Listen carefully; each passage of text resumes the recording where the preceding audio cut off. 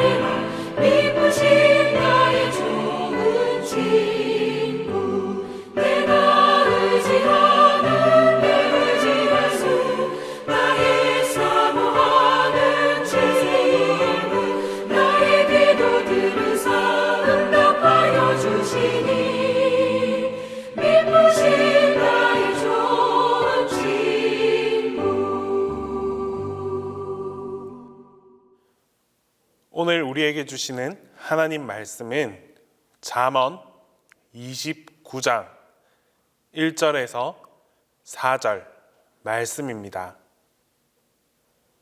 구약성경 잠언 29장 1절에서 4절 말씀입니다.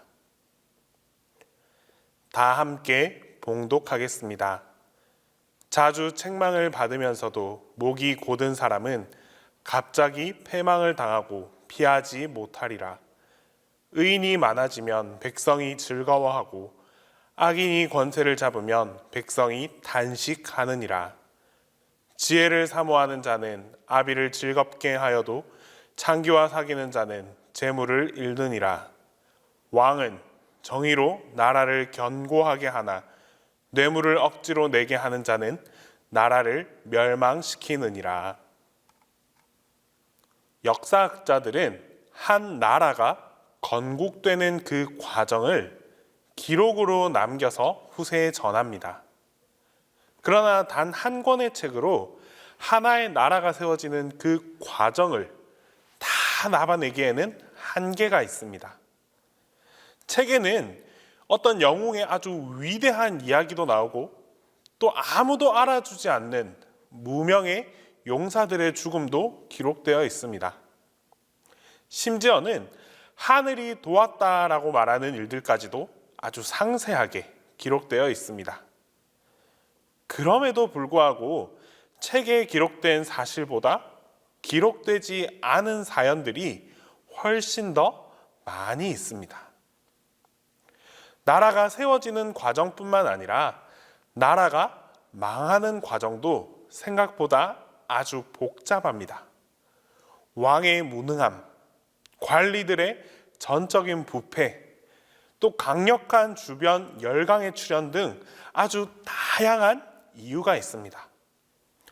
결국에는 이 모든 이유들이 국제 정서와 맞물려서 복합적인 작용을 이루면서 한 나라가 망하게 되어버립니다. 한순간에 무너져 내리거나 망하지 않습니다. 이렇듯 나라의 흥망성쇠는 아주 복잡한 과정을 거치는 그런 방법들입니다. 오늘 읽은 잠언 말씀은 나라에 대한 말씀입니다. 잠언을 기록한 이 지혜자 솔로몬은 한 나라를 다스린 왕이었습니다. 그는 주변의 여러 나라의 그 흥망성쇠를 보고 나라가 기울 때 일어나는 일들을 기록해 두었습니다. 이러한 흥망성쇠는 한 나라에만 적용되지 않습니다. 가정도, 교회도, 다른 공동체도 모두 다 적용할 수 있습니다. 특별히 우리 자신에게도 적용되는 말씀입니다. 오늘 이 말씀을 통해서 망하는 길이 아니라 살리는 길을 주시는 하나님의 음성을 함께 살펴보겠습니다. 먼저 1절 말씀에 자주 책망을 받으면서도 목이 곧은 사람은 갑자기 패망을 당하고 피하지 못하리라. 한 나라가 망하기 전에는 반드시 책망하는 일이 자주 일어납니다. 북이스라엘과 남유다는 모두 몰락했습니다. 그 전에 자주 책망하셨습니다.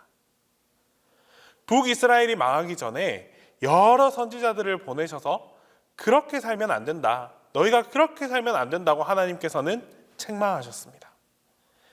엘리야, 엘리사를 통해서 책망하셨고 또한 백성들에게도 하나님만 섬기도록 견책하시고 책망하시면서 그 징조를 보여주셨습니다. 하지만 그들은 하나님의 이 책망을 온전히 듣지 않았습니다. 때문에 하나님의 심판을 피할 수 없었던 것이죠. 남유다가 망할 때도 이와 마찬가지였습니다. 하나님께서는 남유다를 위해서 이사야, 예레미야를 비롯한 아주 많은 선지자들을 보내어 주셨습니다. 하지만 그들도 하나님의 책망을 듣지 않았습니다. 그들은 그렇게 망하는 길을 향해서 걸어갈 수밖에 없었습니다. 하나님께서는 우리에게도 환경을 통해서 그리고 상황을 통해서 주변의 많은 사람들의 그 목소리를 통해서 우리를 책망하십니다. 책망하시면서 또한 깨닫게 하여 주시고 또 크고 작은 일들을 우리에게 들려주시고 보게 하시고 알게 해 주십니다. 하지만 우리는 영안이 어두워지고 영적인 감각이 무뎌져서 그 하나님의 음성을 온전히 듣지 못한 채 살아가고 있습니다. 우리는 이 책망을 듣지 않은 채 잘못된 길로 계속 걸어가고 있고 하나님은 어느 한순간에 결국 그런 우리를 심판하시게 될 것입니다. 여러분, 영적인 감각이 있어야 하고 영안이 열려 있어야만 하나님의 책망을 들을 수도 있고 느낄 수도 있고 깨달을 수 있습니다. 영적인 지도자들, 국가의 지도자들, 가정을 이끄는 모든 부모들까지도 이 하나님의 책망에 귀를 열고 들을 수 있어야 합니다. 책망하는데도 깨닫지 못하고 계속해서 그 길을 걸어가는 사람, 그런 사람은 결국 하나님의 심판을 피해갈 수 없습니다. 이 하나님의 책망을 허투루 흘려보내지 않고 깨달음을 통한 새로운 길을 모색하면서 그 새로운 길로 나아가는 그런 삶을 살아가야만 합니다.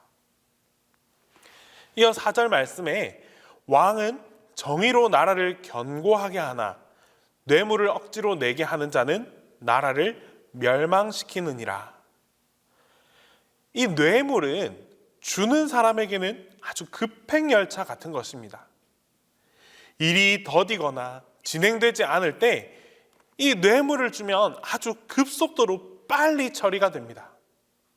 또한 불가능한 일을 성사시키기 위해서 뇌물을 통해 일이 되는 그런 사회, 뇌물만 줬다 하면 일이 해결되는 그런 사회는 미성숙한 사회입니다. 뇌물을 주는 자는 법에 의해서 엄단되어야 하고 또한 이 뇌물을 받는 관리나 왕도 법으로 철저하게 다스려야 합니다. 이렇게 공정한 나라가 되지 못하고 공공연하게 뇌물을 주고받는다면 그 나라는 정의가 사라진 나라입니다. 국가 공동체에서 가장 중요한 것은 바로 공평과 정의입니다.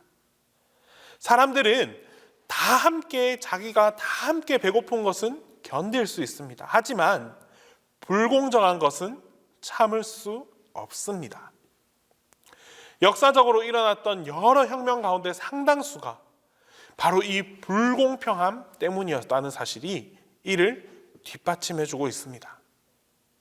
공평한 사회, 정의로운 사회가 이 나라를 더욱 아름답게 만들 것이고 또 우리의 가정과 우리의 교회를 비롯해서 사람들이 살아가는 그 모든 곳에 바로 이 정의가 먼저 구현되어야만 합니다. 하나님의 나라는 필시 정의로운 나라이고 하나님은 이 정의로 이 세상을 통치해 주십니다. 그러므로 우리 신앙인들은 뇌물에 대해서 철저히 경계해야 합니다. 주는 것도 받는 것도 하나님께서 원치 않는다는 사실을 반드시 기억하며 살아가야 합니다. 12절 말씀입니다. 관원이 거짓말을 들으며 그의 하인들은 다 악하게 되느니라. 어느 결정권을 가진 자가 아첨하는 자의 거짓말을 듣고 결정한다면 그 아래에 있는 사람들은 모두 일할 의지를 상실해버리게 됩니다. 모두 그 악한 길을 걸어갈 수밖에 없습니다. 사람들이 왜 거짓말에 귀를 기울일까요? 아첨하는 말에 귀를 기울여서 자신의 교만한 마음을 채우기 위함이고 또 그 현장을 눈으로 직접 살피지 않기 때문입니다. 국가 권력기관에서 일하는 사람들은 반드시 현장을 살펴야 합니다. 직접 나가서 일이 어떻게 되는지 살펴보고 들판에서 살아가는 그 백성들의 그 말에 귀를 기울일 수 있어야 합니다. 나라가 어떤 방향으로 나아가야 하는지 직접 들을 수 있어야 합니다. 그러나 현장을 직접 살피지 않는다면 아첨하는 자의 거짓말이 관원들의 귀를 어지럽게 만들 것입니다. 우리가 현장을 보지 않고 사람들을 대면하지 않고 거짓말에 귀를 기울인다면 우리의 인간관계도 나빠질 수밖에 없습니다. 누군가 와서 나에게 전하는 말이 100% 진실이라고 어떻게 믿을 수 있겠습니까? 직접 듣고 보고 현장을 살피는 그 성실함과 부지런함만이 거짓말을 막아줄 수 있습니다. 이어 18절 말씀에 묵시가 없으면 백성이 방자히 행하거니와 율법을 지키는 자는 복이 있느니라.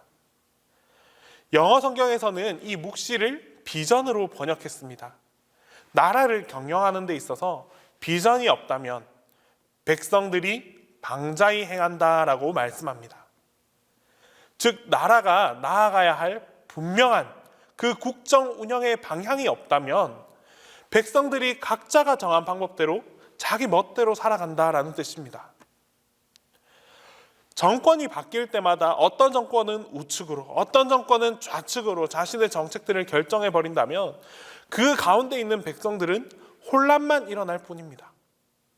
분명한 뚜렷한 국정 운영 방향이 있어야 나라가 올바로 나아갈 수 있습니다. 이와 마찬가지로 우리 가정이나 우리 교회 공동체도 분명한 방향이 있어야 그에 속한 모든 구성원들이 올바른 길로 향해 나아갈 수 있습니다. 여기서 말하는 비전은 개인이 설정하는 그런 비전이 아닙니다. 하나님의 비전을 뜻하는 것입니다. 하나님께서 원하는 그 비전과 목표를 향하여서 공동체가 함께 걸어가야만 흔들림이 없습니다. 그렇다면 하나님의 비전을 우리가 어떻게 찾을 수 있겠습니까? 하나님의 비전은 바로 하나님의 말씀에서부터 찾을 수 있습니다. 하나님의 말씀을 살피지 않으면 하나님의 비전을 깨달을 수 없습니다. 선지자들이 이 말씀을 깊이 묵상하고 하나님의 비전을 선포했습니다. 그러므로 하나님이 우리 인생에 주시는 그 말씀을 깊이 새기고 그 길을 우리는 따라 걸어갈 수 있어야 합니다. 그렇지 않으면 하나님 보시기에 방자한 그런 인생을 사는 그런 사람들이 될 수밖에 없습니다. 오늘 이 말씀을 잘 기억하면서 나라가 망하지 않는 길, 백성들이 망하지 않는 길을 우리는 분명히 깨닫고 그 길로 걸어갈 수 있어야 합니다. 말씀을 통해서 망하는 자의 길을 분별하고 하나님께서 원하는 그 부응하는 길로 우리가 나아갈 수 있을 때 하나님께서는 그 걸음 가운데 함께 해주시고 또 영원토록 우리의 내일을 인도해 주십니다. 기도하겠습니다. 사랑의 하나님, 오늘도 우리에게 말씀으로 교훈하시고 하나님의 말씀을 쫓아 살아가게 하심을 감사드립니다. 하나님, 우리는 모두가 더 나은 삶을 살아가기 위해 노력합니다. 그러나 우리의 마음은 더 나은 삶을 쫓아가고 있지만 정작 하나님의 책망은 듣기 싫어하고 하나님의 교훈은 외면한 채 하루하루의 삶을 살아가고 있습니다. 하나님의 말씀을 온전히 깨닫지 못하는 저희들의 완악함을 용서하여 주시옵소서. 하나님께서 하시는 그 책망은 우리를 죽음에서 생명으로 이끌어 주시는 축복의 말씀이라는 사실을 기억하게 하여 주시옵소서. 내가 그 책망을 먼저 듣게 하시고 내가 먼저 깨우치게 하시고 나아가 하나님께서 이끄시는 대로 순종하며 살아갈 수 있는 그런 삶을 살게 하여 주시옵소서. 그렇게 살아가는 우리 모두에게 하나님의 비전을 허락하여 주시옵소서. 내가 꿈꾸고 원하는 삶에서 만족하며 살아가는 것이 아니라 하나님께서 보여주시는 하나님의 비전을 품고 살아가게 하여 주시옵소서. 동신교회를 사랑하시는 하나님, 이번 주일부터 특별히 교회 학교 예배를 우리 교회 안에서 함께 드리게 됩니다. 교회 학교 학생들이 모두 나와서 예배 드릴 수 있게 해주심에 깊은 감사를 드립니다. 각자가 지켜왔던 그 예배를 이제 다시 교회에 함께 모여 하나의 예배로 드릴 수 있게 하여 주시옵소서. 여전히 불안하고 여전히 두려워하는 모습 또한 있습니다. 그러나 우리는 하나님께서 주의 장막으로 우리를 보호하여 주시고 지켜주시리라 확신하며 나아갑니다. 주님께서 교회로 나오는 모든 학생들과 함께 하여 주셔서 예배를 드림에 있어 어떠한 장애나 방해가 생겨나지 않도록 주님께서 보호하여 주시옵소서. 또한 여건상 함께하지 못하는 교회 학교 학생들도 기억하여 주셔서 하나님의 동일한 은혜가 전달되게 하시고 그 마음에도 교회를 사랑하고 예배를 소중히 하는 마음이 떠나지 않도록 꽉 붙잡아 주시옵소서. 동신교회 교회학교 예배를 통해 주님께서 주시는 가장 큰 은혜와 축복을 허락하여 주시옵소서. 이제 주님께서 가르쳐 주신 기도를 다 함께 하겠습니다. 하늘에 계신 우리 아버지, 아버지의 이름을 거룩하게 하시며 아버지의 나라가 오게 하시며 아버지의 뜻이 하늘에서와 같이 땅에서도 이루어지게 하소서. 오늘 우리에게 일용할 양식을 주시고 우리가 우리에게 잘못한 사람을 용서하여 준 것 같이 우리 죄를 용서하여 주시고 우리를 시험에 빠지지 않게 하시고 악에서 구하소서. 나라와 권능과 영광이 영원히 아버지의 것입니다.